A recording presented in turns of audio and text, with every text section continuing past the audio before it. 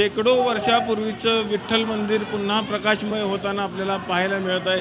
खरं तर संत नामदेव असतील, संत तुकाराम महाराज असतील यांच्या काळातलं विठ्ठल मंदिर पुन्हा एकदा प्रकाशमान झालेलं आपल्याला पाहायला मिळतं। तर गेल्या 1 वर्षापासून जतन आणि संवर्धनाचं काम सुरू होतं आणि हे काम आता जवळपास पूर्ण झाल्यानंतर विठ्ठलाच्या मंदिरामध्ये जे विष्णूचे दशावतार आहेत त्या दशावताराचं रूप देखील आता पाहायला आपल्याला मिळत आहे।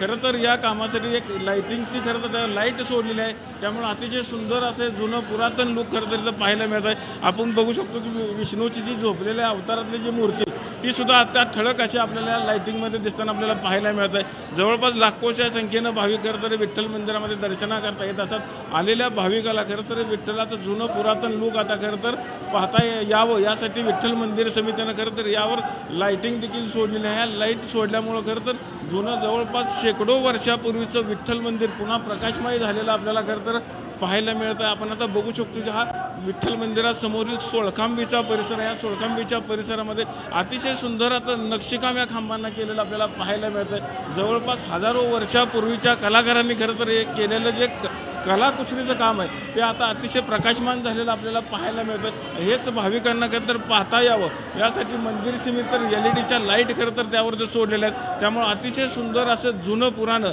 म्हणजे तुकाराम महाराजांच्या, संत नामदेव महाराजांच्या काळातलं मंदिर पुन्हा आता भाविकांना पाहण्याकरता खरं तर इथं समोर तयार झालेलं आपल्याला पाहायला मिळतं आणि मंदिर समिती त्यावर लाईटिंग सोडल्यामुळं जुना मंदिराला आता लूक स्पष्टपणे दिसताना आपल्याला पाहायला मिळतो।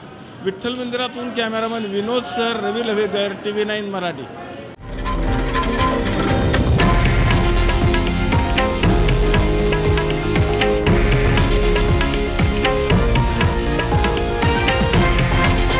हे आहे देशातील नंबर 1 न्यूज नेटवर्क आणि आपण पाहत आहात TV9 मराठी, एकमेव।